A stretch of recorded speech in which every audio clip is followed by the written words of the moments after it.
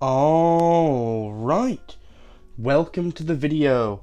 And if you just saw Silver Striker's gesture just now, anyone who says she's not a cat girl can bite me. But anyways, that's not important. What is important, however, is that despite me being sick, I felt that there's something about Silver Striker I need to talk about. I'm going to keep her real name secret for obvious reasons, for spoiler reasons. And, yeah, I just wanted to talk about a hidden mechanic that she has.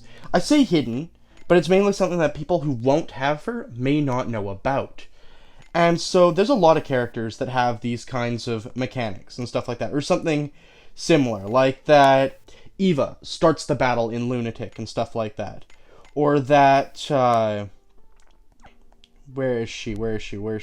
That Flam Lapis starts the battle by giving the opponents break. You know, little things like this. And then also I just want to have one more character in this team just for this video, just also because I like having her in these anyways.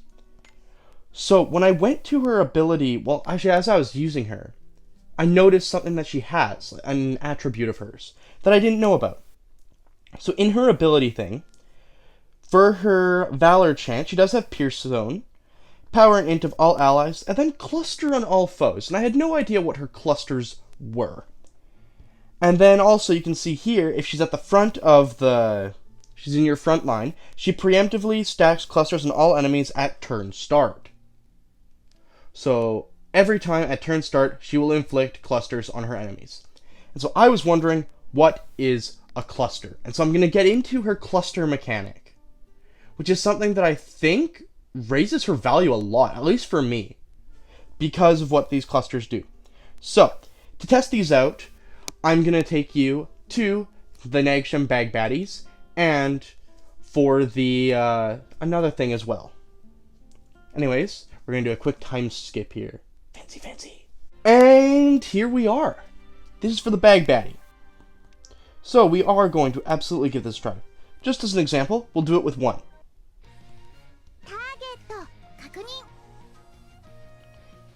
So, we've got our 5 turns there, and right away we've got the debuff. So that is a cluster. Now, what does a cluster do?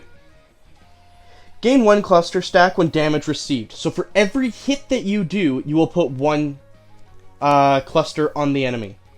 At turn end, consume all clusters to stack power and int, to debuff the power and int of all enemies.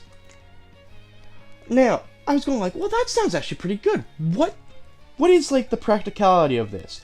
Like, so if 4 people attack, I get 4 stacks? How does this work?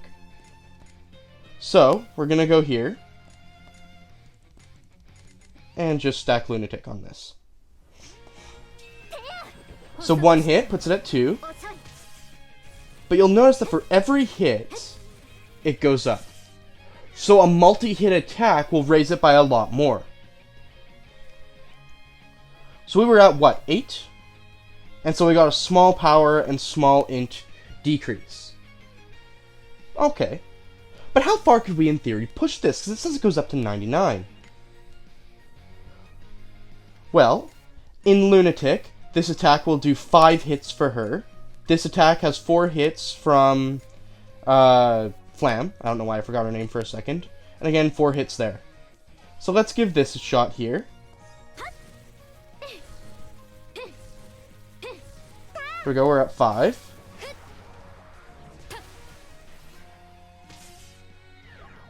And so that jumped up more than I thought it would. But despite that, we did hit 23, but it still is at S. And so I'm not sure how strong the power and int debuff is. I'm not a data miner. I don't know how strong this is and how to max it out. But in taking a look at this, we can see that this. So, attack count plus 2 and increase power space and number, increase strength times 2. For some reason, each one of these attacks seems to be boosting it more. So I want to try, put all of these guys in the back. So we know this is 5 hits. So 5 hits should put it at 6, right? Instead, I put it at 11. Right! That's why. Okay, I figured that out for myself. So it's 5 hits, but you also get 1 hit for every... You also get 1 lightning hit for every hit that she does there. So her 5 hits are actually 10, which is why it's going to 11. There we go. Mission solved. We're gonna do a quick cut here to the next fight. Alright, so we're back, and I'm gonna have her come in. Okay, so Icicle Zorich, Demonic Lance, and just Neptune. So you'll notice that she doesn't have any clusters if she's in the back line. She'll put it on when she comes in, as so. So you can still have it on the first turn. She's also incredibly fast. She has like 266 speed or something. It's absurd.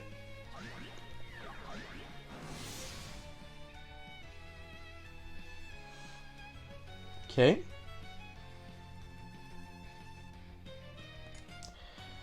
And I can't initiate Wake in Zone now, so I have to do this. We're gonna keep playing around with it.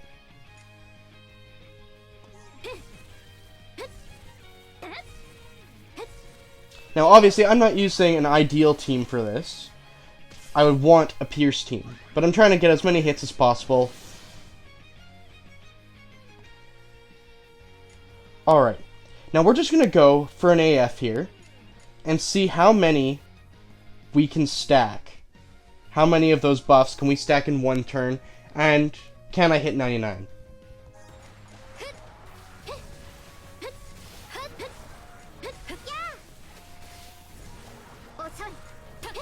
Actually, I might actually hit 99.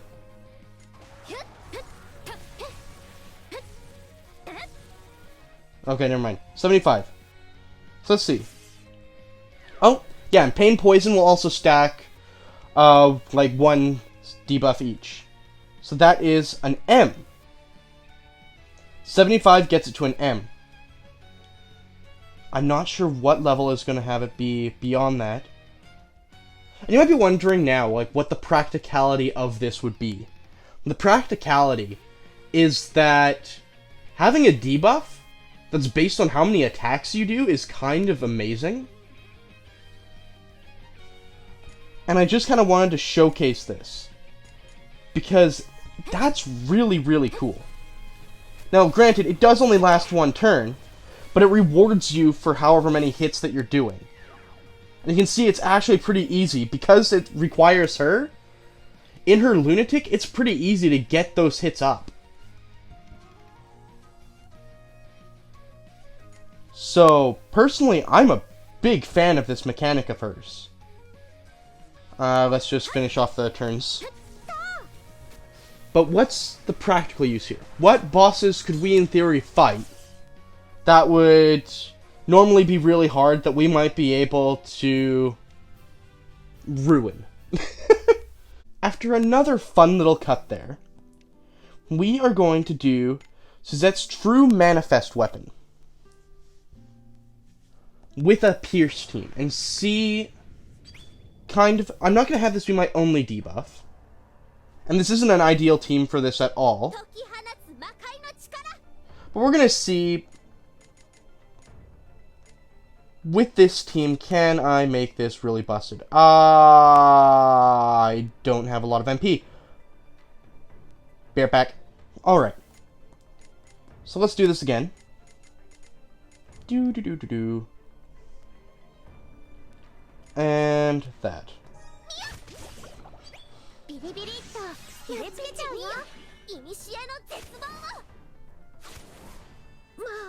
Okay, that was unfortunate. But let's, it'll be probably better with without Peachka anyways. Let's do this. And she's already in her good state there. Okay. Yikes! Didn't see that coming. That's unfortunate.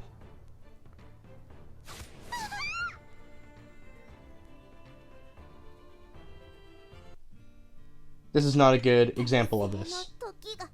To be clear, in practice, I actually beat this boss first try. Like when I was playing around with this to find out about her cluster mechanic, I beat this boss first try, so it really sucks that during the video I'm sucking a whole bunch of wind. But we're gonna not pay attention to that at the moment. Probably because I had the other debuff on here. That's unfortunate. Yeah, because of the other debuff I had. And also because they hadn't buffed themselves yet.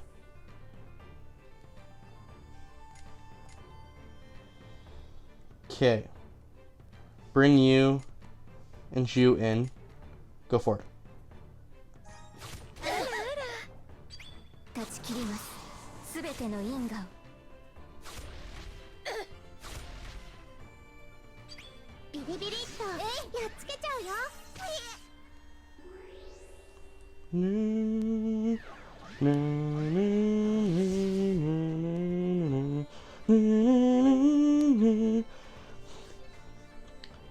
Now, let's say we go for that really awesome AF. Maybe? Maybe in a minute.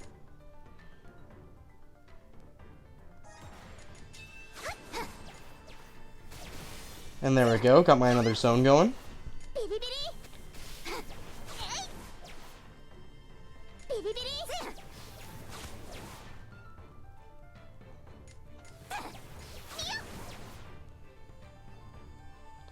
Didn't even have to use AF last time, but okay, whatever. You know, make it work.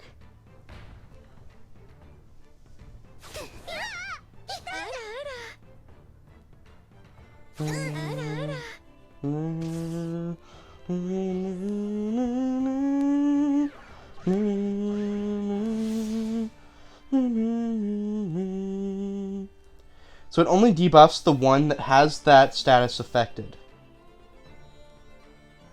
But it does have the M, which is interesting. Well, let us continue. Do do do do do do do do do do do do do.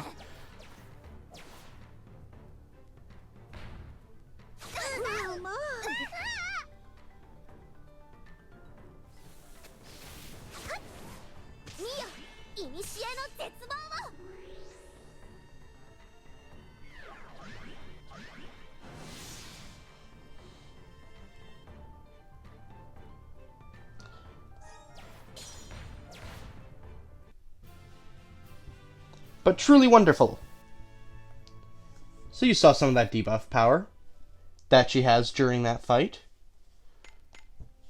And the fact that she does decent damage, can awaken zone, and she has a debuff that rewards you for attacking is really, really interesting. It's not a raw debuff, it's not even a well, it is a guaranteed debuff, but I find it's an interesting mechanic that most people would have overlooked with her, that I just can't even begin to say how much that debuff should probably be worth to people.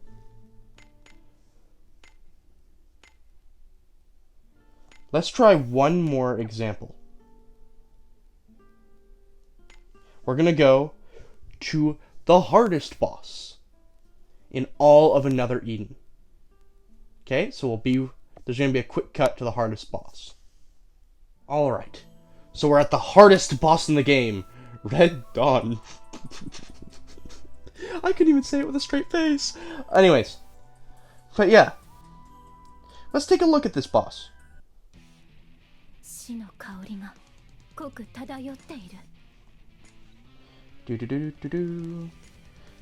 try throwing these guys in the back. I don't think this thing has any initially lethal attacks.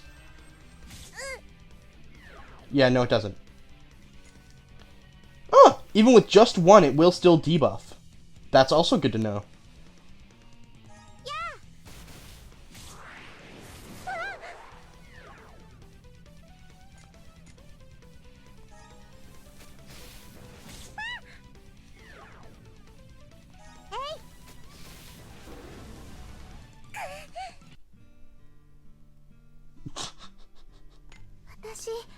Okay, so she couldn't solo it, but